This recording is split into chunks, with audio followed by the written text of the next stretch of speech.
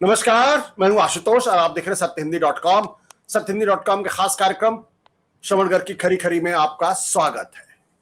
ये वो कार्यक्रम है जिसमें देश के जाने माने पत्रकार संपादक श्रवण जी अपनी तीखी टिप्पणियां करते हैं मौजूदा राजनीतिक माहौल पर, और उनकी तीखी टिप्पणियों से ना तो सत्ता पक्ष बचता है और ना ही विपक्ष, दोनों ही तिलमिला के रह जाते हैं। आज भी हम उनसे करेंगे बातचीत, जानेंगे उनका रुख। इस वक्त देश में दो तरीके का विमर्श चल रहा है। एक वो विमर्श है जो भारतीय जनता पार्टी और सत्ता पक्ष की तरफ से चलाया जा रहा है, जिनका यह कहना है कि इस चुनाव में भारतीय जनता पार्टी और उसके सहयोगी संगठन 400 से ज्यादा सीटें लेकर आएंगे, और वो एक तरीके का विश्वास दिखा रहे हैं, जैसा कि लगता है कि वो चुनाव जीत चुके हैं। लेकिन दूसरी तरफ जहां तक विपक्ष का तर्क है, और बहुत सारे ऐसे इंडिपेंडेंट एनालिस्ट हैं जिनका कहना है कि भारतीय जनता पार्टी के लिए बहुमत का आंकड़ा छूना बहुत मुश्किल हो पाएगा और ये नरेंद्र मोदी के जीवन की सबसे बड़ी राजनीतिक लड़ाई में तब्दील हो गया है। इस राजनीतिक लड़ाई में नरेंद्र मोदी और उनकी टीम और उनकी पार्टी किस तरीके से निपट पाएगी, ये अभी संशय में बना हुआ है। कुछ लोगों का यह भी कहना है कि हो सकता है भारतीय जनता पार्टी को इतनी सीटें न मिले अपने सहयोगियों के साथ कि वो सरकार बना सके। अब इन दोनों विमर्श के बीच में सच्चाई क्या है, जानेंगे श्रवण जी। श्रवण जी, आपका बहुत बहुत स्वागत है आपके अपने ही इस विशेष कार्यक्रम में। ये जो मैंने सवाल खड़ा किया, जो दो विमर्श की बातचीत हो रही, दो बहुत बड़े बड़े दावों की बातचीत की जा रही है, इस दावों के बीच में क्या सच्चाई है? आपने तो तकरीबन 40 साल से ज्यादा पत्रकारिता की है और न जाने कितने चुनाव को आपने निजी तौर पर देखा है, कवर भी किया है, और अखबारों को भी आपने, कई अखबारों के भी आप संपादक रहे। क्या लगता है आपको? देखिए, मैं एक ऐसे चुनाव को देख रहा हूं, उसका साक्षी हूं जो मैंने कभी नहीं देखा। बहुत ही अद्भुत चुनाव है। 4 चरणों के बाद हम एक ऐसे क्लाइमेक्स की तरफ जा रहे हैं जिसकी हम चर्चा नहीं करना चाहते। मतलब जानते हैं कि चर्चा करना चाहिए, पर चर्चा नहीं करना चाहते, डर रहे हैं चर्चा करने से। और मुद्दा यह है कि उस पर बातचीत करना भी पड़ेगी और चिंता भी जाहिर करनी पड़ेगी। जो स्थिति है वो अभूतपूर्व है और अभूतपूर्व बनती दिख रही है। ऐसा पिछले किसी भी चुनाव में नहीं हुआ। मतलब मैं अगर एक चुनाव की बात करूं जो मुझे याद है बहुत अच्छे से जी, और मैं आज गूगल करके देख भी रहा था कि वो 1980 का चुनाव था, और उसमें बहुत सारे ओपिनियन पोलस्टर नहीं थे, वो एक ही थे, एरिक डा कोस्टा, वो जिनकी अभी 90 साल की उम्र में डेथ हुई 2000 कुछ में। उनका ही कहा काफी विश्वसनीय माना जाता था। तो वो थोड़ा सा वो गलत पड़ गए थे। मतलब वो अपने प्रेडिक्शंस में उन्होंने इंदिरा गांधी की जीत तो बताई थी, पर थोड़ा सा उनके अनुमानों में गलती हो गई थी। उसके बाद से ऐसी गलती नहीं हुई कि मतलब ऐसा कभी नहीं हुआ कि सत्तारूढ़ दल ने चुनाव की प्रक्रिया प्रारंभ होने के पहले ही देश को एक आंकड़ा दे दिया कि भैया हम तो इतनी सीटें जीत रहे हैं। इसका मतलब क्या है कि शोरूम अभी खुला ही नहीं और आपने बोल दिया कि हमारी इतने माल की बिक्री हो रही है या हमको इतना मुनाफा हो रहा है। ये कभी डेमोक्रेसी में नहीं होता है। मतलब ये फर्जी व्यापार में हो सकता है कि आपको टैक्स चुराना हो या जीएसटी चुका के और आपको काले धन को सफेद करना हो, वो तो समझ में आता है, पर चुनाव में नहीं होता कि मतदान शुरू हुआ ही नहीं और आपने कह दिया कि 370 और 400।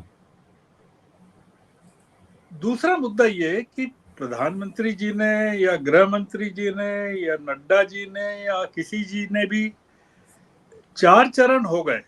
इन 4 चरणों में कई चीजें हम लोगों ने देखी। मतदान का प्रतिशत कई जगह कम ज्यादा देखा, कई कॉन्स्टिट्यूएंसीज में देखा। विपक्ष की जबरदस्त भीड़ देखी, रैलियां देखी, प्रधानमंत्री की सभाओं में खाली कुर्सियां देखी। कई तरह के मामले हमने देखे, पर मजाल है कि सत्तारूढ़ दल ने 1 इंच भी अपनी सीट कम की हो। मतलब ये नहीं कहा कि भाई हम 400 नहीं 399 मिलेगी हमें, या 398 मिलेगी, या 370 नहीं 350 मिलेगी। मतलब वो दृढ़ है कि भैया हमको इतना तो मिलना ही है। मतलब वो कम वॉट में हमको इसकी चिंता नहीं है कि आप जो गिना रहे हो कि भीड़ है, ये है, वो है, इससे हमारा कोई लेना देना नहीं है। इंडिया गठबंधन ने अपनी तरफ से ऑफिशियली कुछ नहीं कहा, कभी भी नहीं कहा। राहुल गांधी ने जरूर कहा कि इनको 100, मोदी जी को 140 मिलेगी, 160 मिलेगी, 180 मिलेगी। उन्होंने ये कहा, पर इंडिया गठबंधन संगठन ने अपनी ओर से, जैसे बीजेपी ने कहा 370 400, इंडिया गठबंधन ने अपनी ओर से नहीं कहा। अब जो मामला यह है कि जो इंडिपेंडेंट एजेंसीज हैं, जो निष्पक्ष एजेंसीज हैं, जिसमें आपने भी कई बार दिखाया, लोकनीति का सर्वे भी दिखाया आपने, सी वोटर का भी दिखाया, और भी तमाम दिखाए, सर्वे दिखाए। वित्त मंत्री के जो पति महोदय हैं पराकाला प्रभाकर, वो उन्होंने भी एक आंकड़ा अभी 2 दिन पहले ही मैं देख रहा था, करण थापर के साथ इंटरव्यू में उन्होंने एक आंकड़ा दिया है। सत्तारूढ़ दल ने जो आंकड़ा फ्लोट किया है आकाश में, और जो निष्पक्ष लोग हैं पराकाला जैसे या और भी लोग जैसे, वो जो आंकड़ा दे रहे हैं, दोनों में जमीन आसमान का फर्क है। मतलब जैसे पराकाला जी से का जो इंटरव्यू है, कभी देखें, वो ये करें दोनों को 250-250 के करीब सीटें मिल रही हैं लगभग, और उसमें भी वो इंडिया गठबंधन को 2 4 5 सीटें 10 सीटें ज्यादा ही दे रहे हैं। और 500 के अलावा जो बाकी सीटें बच रही हैं, वो उन लोगों को दे रहे हैं जो किसी भी जगह संबद्ध नहीं है, ना तो इंडिया गठबंधन से संबद्ध हैं और या फिर एनडीए के साथ संबद्ध है। एक जो और चीज है जो इम्पोर्टेंट है, जिसको नोटिस करना चाहिए और ऑब्जर्व करना चाहिए, वो ये कि जो तमाम तरह के जो आंकड़े हैं, निष्पक्ष किस्म के आंकड़े, उसमें उत्तर भारत को लेकर या पश्चिमी भारत को लेकर या बंगाल तक के पूर्व को लेकर तो थोड़ा बहुत लोग ऊपर नीचे कर रहे हैं चीजों को जी, पर साउथ के बारे में ऑलमोस्ट यूनानिमिटी है कि भाई कि इनकी केरल में कभी सीट नहीं रही, तमिलनाडु में नहीं रही, कर्नाटक में पिछली बार जो मिली थी उसमें अब तब में आज जमीन आसमान का फर्क है। तब रेवन्ना प्रकट नहीं हुए थे और कर्नाटक में कांग्रेस की सरकार नहीं थी, या तेलंगाना में कांग्रेस की हुकूमत आ गई है, या आंध्र में 4 कॉर्नर कॉन्टेस्ट हो गया है कि कांग्रेस भी फील्ड में है, टीडीपी भी है, जगन भी है, बीजेपी और जगन भी है, बीजेपी और चंद्रा बाबू भी हैं। इसके बारे में काफी यूनानिमिटी है कि भाई, और उड़ीसा में बहुत जबरदस्त फाइट चल रही है, फ्रेंडली कॉन्टेस्ट नहीं है बीजू जनता दल के। तो ये कि भाई बीजेपी को साउथ में लूज करना है, जो पिक्चर बन रहा है, गेन का तो कोई सवाल ही नहीं है कि केरल में या तमिलनाडु में कोई गेन हो सकता है और कर्नाटक में और तेलंगाना में लूज नहीं करना पड़ेगा। अब ये एक जो पॉइंट इसमें से निकल के आता है वो ये कि बीजेपी को अगर अपने 400 और 370 प्रूव करना है तो वो उसमें साउथ में बहुत जबरदस्त परिवर्तन दिखाना पड़ेगा।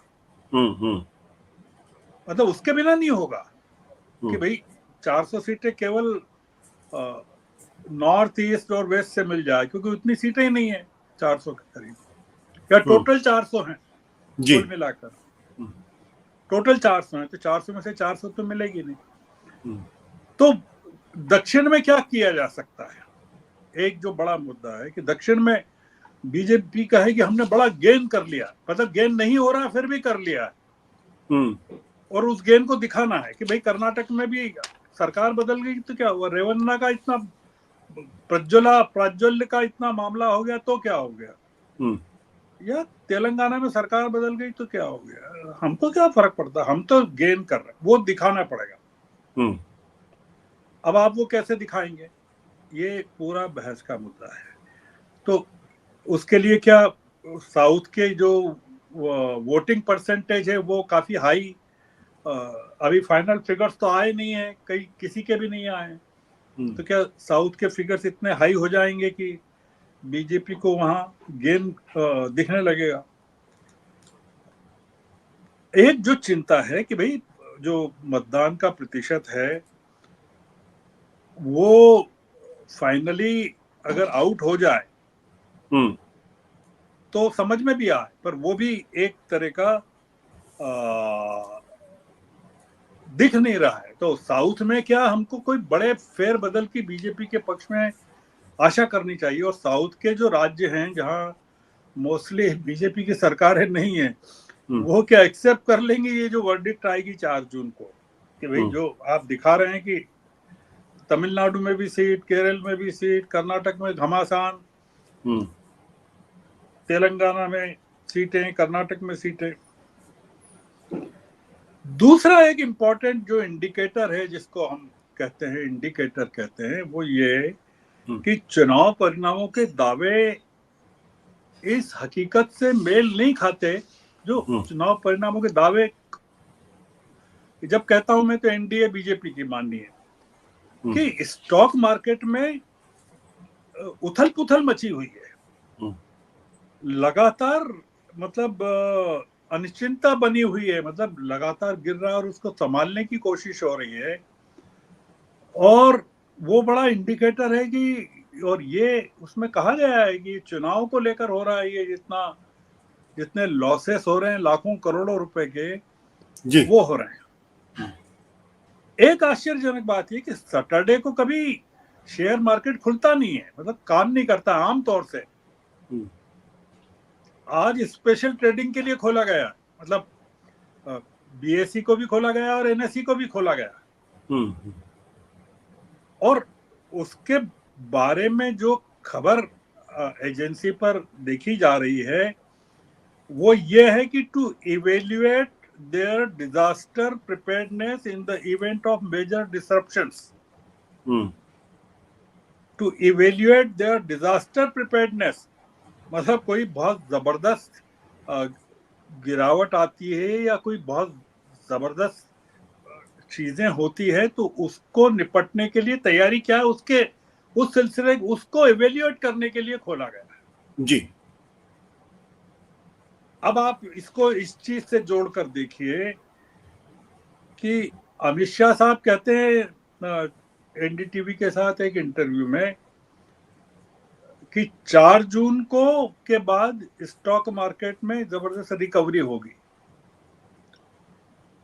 तो हमारा ये पूछना है भाई, आप सारी घोषणाएं कर रहे हैं, 370 भी कर रहे हैं, 400 भी कर रहे हैं, ये भी कह रहे हैं स्टॉक मार्केट में रिकवरी भी हो जाएगी, इकोनॉमी भी लाइक, इसका बेसिस क्या है, मतलब क्या, मतलब हम इसको क्या मानकर चलें कि इन तमाम चीजों का आधार क्या है कि आपको इतनी सीटें मिल ही रही है।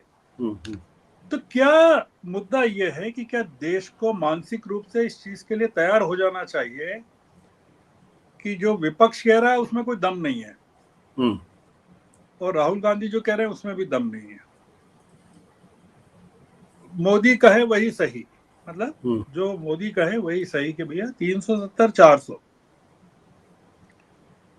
अब अगर ये परिणाम जैसा हम देख रहे हैं आ जाते हैं जी। कि